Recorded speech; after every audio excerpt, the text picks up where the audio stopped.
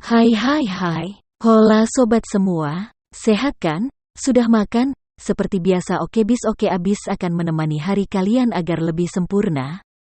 Hari ini Okebis akan melanjutkan cerita dari novel Menantu yang Diremehkan. Eits, sebelum masuk ke ceritanya, pastikan kalian sudah like dan subscribe ya. Yuk langsung saja ke ceritanya. Cekidot. Bos tidak menyangka potongan besar lemak ini sudah mencapai bibirnya dan bisa terbang pergi. Dia berseru dengan marah, "Saudara kelima dan keenam, mereka berdua tidak bisa bergerak sekarang. Kalian berdua lompat ke bawah dan beri dia, aku akan membunuh." Ketika keduanya mendengar ini, masing-masing dari mereka menciut karena terkejut. Salah satu dari mereka berkata dengan memalukan, "Bos, jika tingginya 7 atau 8 meter, kamu tidak perlu mengatakan bahwa saya sudah melompat, tetapi pasti sekitar 15 meter. Saya melompat, dan hasilnya tidak akan lebih baik dari mereka." "Ya," yang lain berkata dengan ekspresi pahit, "Bos, postur mendarat untuk mereka berdua sangat ilmiah. Jika kita tidak begitu yakin, kita mungkin akan mati begitu saja." Ekspresi bos sangat jelek. Dia tahu bahwa jika bawahannya tidak melompat, dia tidak boleh memaksa mereka untuk melompat. Jika tidak, bagaimana tim ini akan memimpin di masa depan? Memikirkan hal ini, dia mengertakkan gigi dan berseru masuk ke dalam mobil. "Ayo turun dan bunuh mereka sebelum ambulans dan polisi tiba." Semua orang buru-buru ingin berbalik dan kembali ke mobil. Saat ini, mereka mendengar raungan helikopter di langit. Ketika beberapa orang melihat ke atas, mereka tidak terkejut. Saat ini, ada 4 helikopter polisi datang dengan cepat dari berbagai arah. Salah satu ninja berkata dengan ngeri, "Oh, itu tim operasi khusus." Tim operasi khusus Tokyo adalah polisi khusus paling andal di bawah TMPD. Mereka telah melayani misi anti-terorisme sepanjang tahun. Mereka memiliki kemampuan tempur yang sangat kuat. Apalagi mereka semua memiliki equipment ala Amerika dan memiliki daya tembak yang kuat. Ninja ada di depan mereka, tidak berbeda dengan orang primitif. Terlebih lagi, mereka datang dengan helikopter. Jika ini melayang di atas kepala, memegang senapan mesin dan menembak, bahkan ninja yang paling kuat pun akan dipukuli hingga menjadi saringan. Bos dari Iga Ninja segera tertegun dan berteriak dengan panik, "Picek! Kabur!" 5 ninja yang tersisa dengan cepat masuk ke dalam mobil di bawah kepemimpinannya, dan semua orang melarikan diri dengan 2 mobil. Tim operasi khusus di Tokyo segera berpisah. 2 dari helikopter melayang langsung di dekatnya, memungkinkan anggota tim tempur untuk dengan cepat mencapai tanah dengan kabel drop dari helikopter untuk melindungi itu. 2 helikopter lainnya langsung mengejar 2 kendaraan yang ditumpangi Iga Ninja. Karena Ninja Iga ada di jembatan, tidak ada tempat untuk bersembunyi.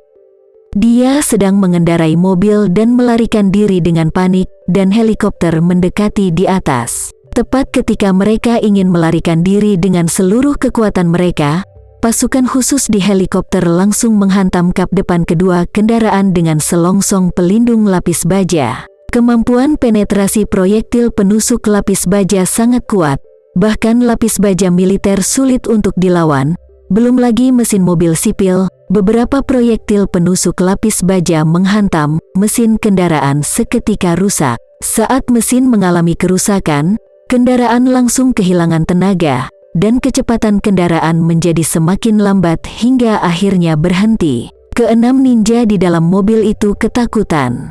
Mereka hendak mendorong pintu dan keluar dari mobil, memegangi kepala dan bergegas. Mereka menemukan bahwa helikopter telah melayang 2 atau 3 meter di atas dek jembatan satu demi satu, dan kemudian sejumlah besar pasukan khusus dengan cepat turun.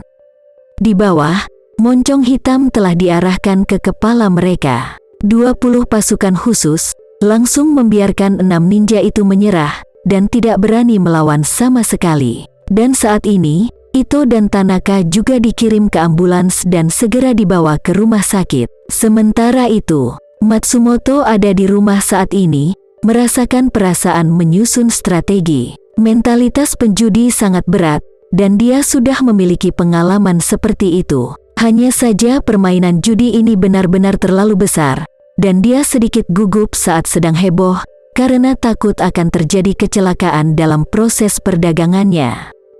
Sekarang Kiko Takahashi ketakutan, Ito Yuhiko akan segera mati, dan saat dia mati, dia akan menjadi yang teratas. Gugup dan bersemangat, memegang segelas whisky, memikirkan waktu di dalam hatinya, menebak bahwa Ito hampir mati, jadi dia segera mengeluarkan ponselnya dan menelepon Iga Ninja yang bertanggung jawab atas pembunuhan Ito. Akibatnya, lubang hitam komunikasi aneh muncul lagi. Panggilan yang bisa terhubung 10 menit yang lalu tidak terhubung. Semuanya sama seperti Iga Kamino yang menjaga kakak dan adik Sucipto di Kyoto.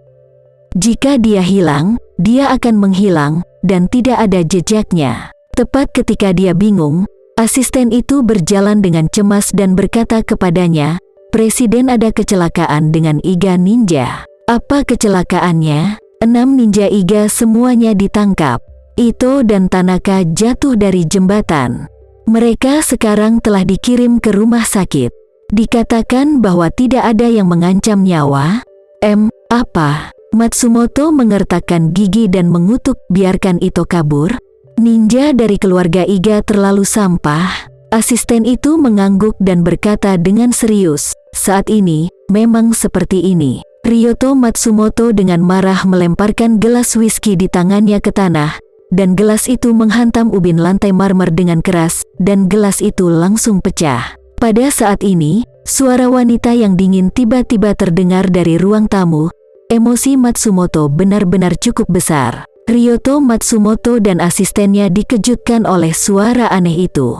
Keduanya mengikuti reputasi mereka dan melihat seorang wanita berusia 20-an melangkah masuk. Ryoto Matsumoto terkejut dan berkata, "Kamu, siapa kamu? Bagaimana kamu bisa masuk?"